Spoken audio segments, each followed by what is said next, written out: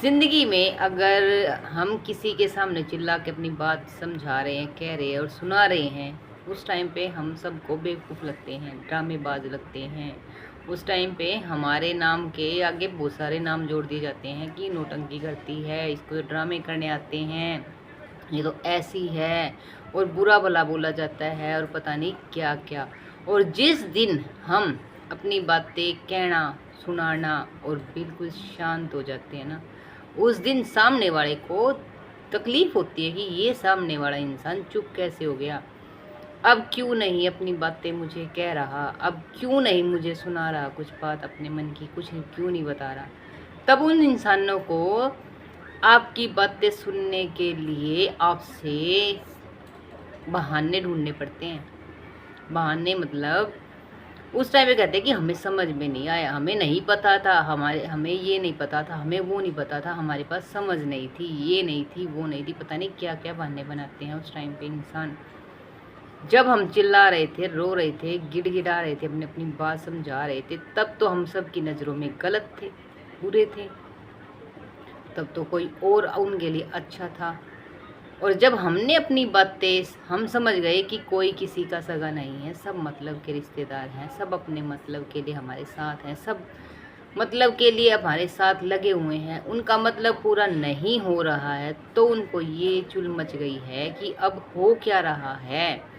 कैसे इंसान तुम्हारे सामने कोई बात नहीं कह रहा, कैसे तुम्हारे सामने कोई रो नहीं रहा, कैसे तुम्हारे सामने गिड़गिड़ा नहीं रहा। जिसको देसी भाषा में बताते हैं, जिसको स्वाद लेने की आदत पड़ जाती है ना, दूसरों के घरों में चल क्या रहा है, दूसरों के घरों में हो क्या रहा है, उनकी ज़िंदगी में क्या चल रहा है, जहर घोलना ख़त्म हो जाता है दूसरे का।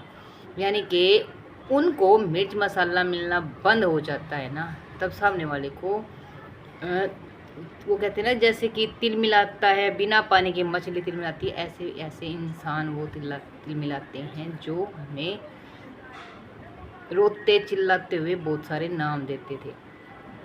उनके मन में हमारे साथ चल क्या रहा है, हो क्या रहा है, हम कर क्या रहे हैं जानने की क्यूरियोसिटी, यानी कि बहुत सारी तलब उठ जाती है उनके अंदर। इतनी तलब उठ जाती है कि वो फिर इतने बहाने बनाते हैं, इतने बहाने बनाते हैं कि उनका बस चले तो वो पता नहीं हमारे मन में चल रही सारी बातों को सुनने के लिए तरसते हैं। और उस टाइम पे हम अपनी बातें सुनाना तो बहुत दूर की बात, उनसे बात करना भी पसंद नहीं करते, क्योंकि उन्होंने हमें इतनी ठोकरें मारी, इतनी ठोकरें मारी कि हम इतने समझदार हो गए।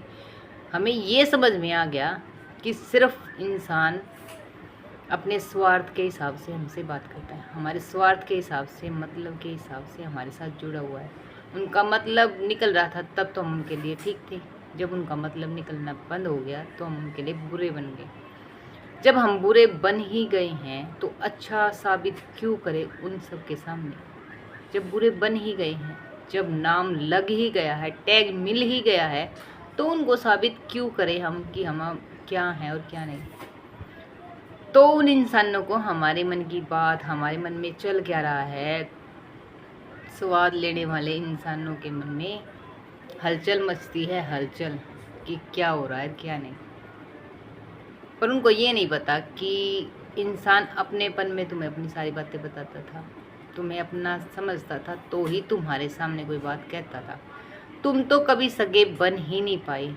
अगर सगे होते तो सामने वाले के साथ इतना गलत होता ही नहीं कभी, जितना गलत हो चुका है और जितना सामने वाला गलत सह चुका है।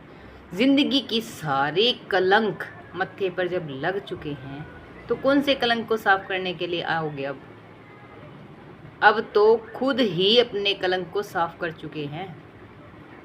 कौन से कलंक के लिए हाथ बटाने के लिए आओगे, जब सारी चीज़ें झेल चुके हैं, सारी चीज़ें ऊपर से जा चुकी है, तब कौन से साथ की ज़रूरत है। जब खुद अपने आप को संभाल लिया है, हर चीज़ को फेस कर लिया है, हर चीज़ से आगे बढ़ गए हैं और इतने पीछे छोड़ दिया सारी चीज़ों को कि अब दुख भी दुख हमें नहीं दे सकता। अब कोई तकलीफ़ नहीं होती, कोई गलत बोलता है तो तकलीफ़ नहीं होती, कोई गलत बोलता है तो तकलीफ़ नहीं होती। क्यों नहीं होती? क्योंकि सामने वाले को ज़ीरो माइनस ज़ीरो वैल्यू बना दी है सामने वाले को।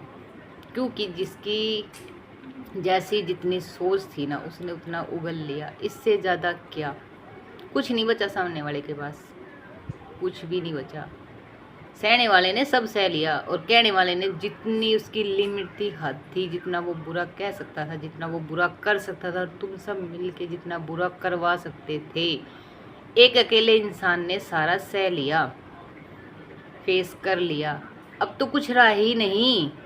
तो कौन से किसके दुख, कौन से किसके दर्द, कौन से किसकी तकलीफ, ना बांटने के लिए कुछ बचा है, ना कहने के लिए कुछ बचा है, ना सुनने के लिए कुछ बचा है।